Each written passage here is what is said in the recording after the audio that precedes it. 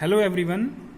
In this video, we will start the first chapter of History, class 9th NCERT, that is French Revolution.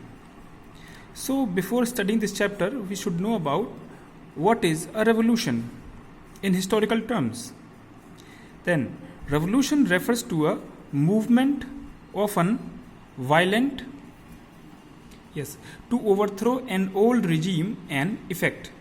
It is a fundamental and relatively sudden change in political power and political organization. So, what does it mean? It means revolution is a movement that may be violent. Why is this movement? Because to overthrow an old regime and effect. Old regime and effect is a symbol of oppression or exploitation. So, when citizens form a group and start a movement to overthrow the government, overthrow the oppressive structure of society against the king, it is called a revolution. So that may be sudden or slow. Generally, it is a sudden movement to change in political power and political organization. Now, why did French Revolution happen? Why did French Revolution happen? So it means people of France were being oppressed by other societal groups created on the basis of birth and etc. So there are many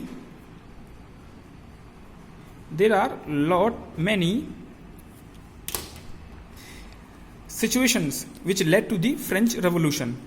Now, what happened? On the morning of 14 July 1789, so remember this year because in this year the French Revolution started. Paris city was in a state of alarm. Paris city is a capital of France. King commanded troops to move into city. State of alarm means there was a hue and cry. People were moving here and there. So it was a state of alarm for military. And king commanded troops to move into the city. Around 7,000 people gathered and formed People's Militia. People's Militia means military of peoples. Citizens military, when people joined to form a military against the king, that is People's Militia. They broke into government buildings in search of arms. They wanted to fight with the state army, the king's army, so they were in search of arms. Several group of people attacked on fortress prison of Bastille and killed the commander. Prisoners were released. So what happened? Many people attacked the fortress prison of Bastille. Bastille was the name of fort where prisons were used to be kept. And these people killed the commander and let the prisoners free. Then days that followed saw more rioting in France. Most people were protesting against high price of bread. These all events were a beginning of chain of events which led the execution of the king. So this was the event which happened on the 14th July of 1789. This happened. Why this happened? We will study this chapter later on. Now, then, why did it happen? So this is the answer.